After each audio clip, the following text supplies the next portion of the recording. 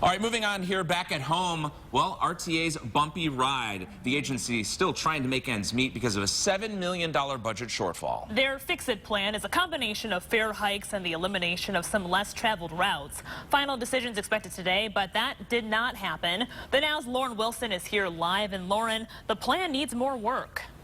Yeah, riders and protesters, they were anticipating a final vote today on those fare hikes and service cuts, but the vote was postponed until their meeting in May in order for the board to make a few more revisions, which riders tell me they really appreciate the effort, but there's still some skepticism. The state's not coming to our rescue.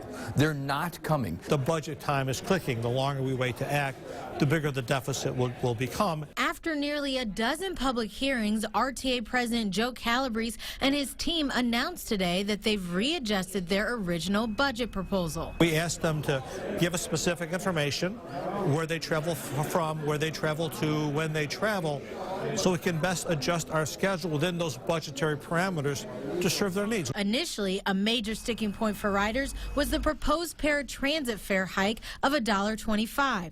That's now been reduced to 75 cents instead. I'm pleased that there is an ongoing process. Another compromise, modifying Route 81 near Lakeview Terrace and other similar routes in which mostly senior citizens and special needs consumers use. The buses would continue to deviate down to those two complexes, but not 24/7.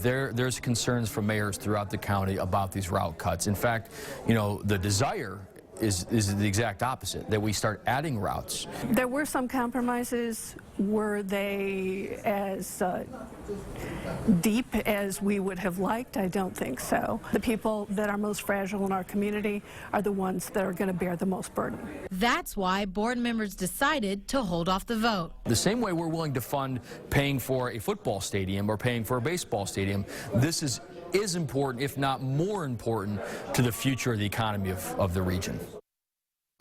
Now the board will be looking over the proposal again before they vote at their next meeting on May 10th. However, opponents told me they're not very optimistic about the decision and that the decision will actually be made then. But of course, we'll keep you updated as we normally do on this topic. We always do, Lauren. Yes, okay, we thanks do. so much. Right, Lauren, thank you.